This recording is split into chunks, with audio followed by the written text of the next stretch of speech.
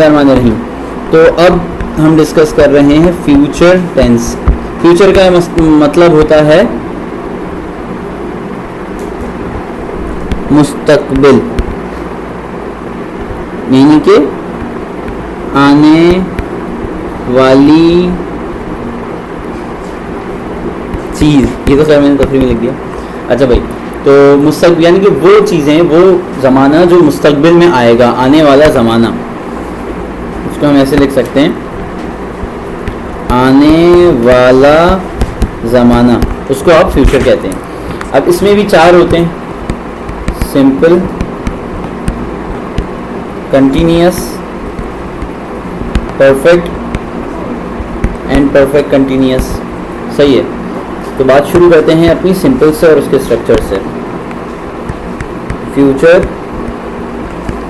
Simple यानी कि वो चीज़ जो फ्यूचर में मैं करूँगा या वो करेगी या वो करेगा या वो करेंगे। इसका स्ट्रक्चर होता है subject plus helping verb plus verb की फर्स्ट फॉर्म प्लस ऑब्जेक्ट। यहाँ पर हेल्पिंग वर्ब होता है विल, और ये सिंगुलर के साथ भी आता है और प्लूरल के साथ भी आता है। For example, I will do my work. अब इसका ये अफर्मेटिव है, आई do my work. I will do my work को कॉन्ट्रैक्ट फॉर्म, कॉन्ट्रैक्ट यानी कि छोटा करके आई विल को आइल भी पढ़ सकते हैं, आई डू माई वर्क। तो ये इसका अफर्मेटिव टेंस हो गया। इसका नेगेटिव टेंस होगा, सिर्फ नॉट लगाने हैं, I will not do my work. तो ये नेगेटिव तैयार हो गया इसका। और अगर मुझे इसका सवालिया जुमला बनाना है कि क्या मैं अपना काम करूँगा फ्यूचर में, will I do my work, question mark. I हमेशा कैपिटल होता है और इंटेरो नेगेटिव, यानी कि सवाल भी और मनफी भी। तो यानी कि will I not do my work, क्या मैं अपना काम नहीं करूँगा।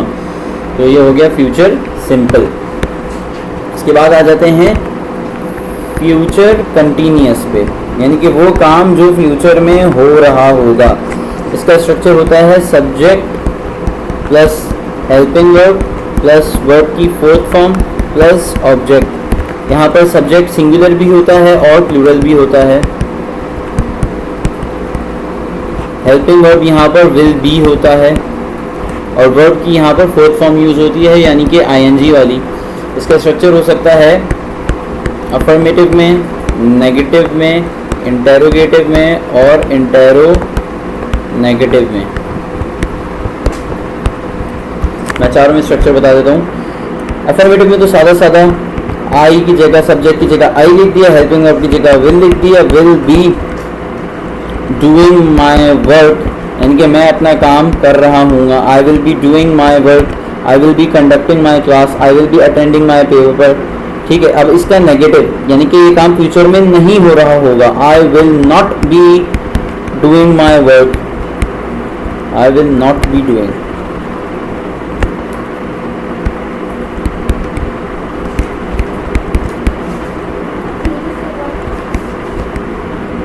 और इसका अगर इंटरोगेटिव यानी कि सवालिया जुमला बनाना होगा तो सिर्फ विल को उठा के पहले लाना है, will I do my work, question mark.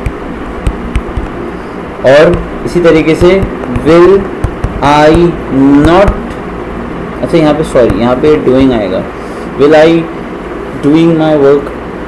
और इसी तरीके से will I not be doing my work, will I B,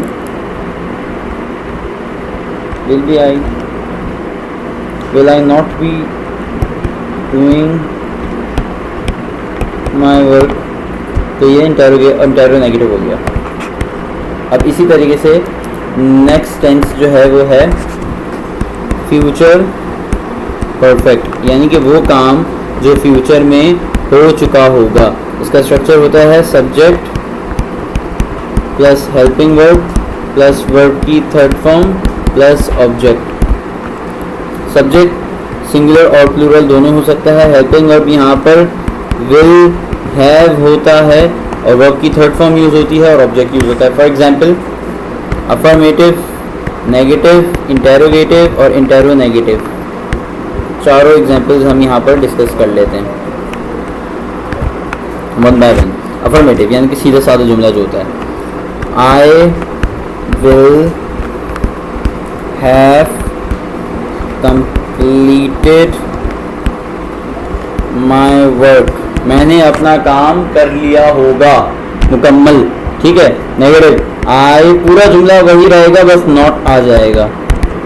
और इंटेरोगेटिव में विल पहले आ जाएगा और पूरा जुमला वही होगा। इसी तरीके से इंटेरोनेगेटिव में विल के साथ नॉट आ जाएगा और पूरा जुमला वही होगा, एक लफ्ज़ चेंज नहीं होगा। अब चलते हैं नेक्स्ट पे, जो क्या है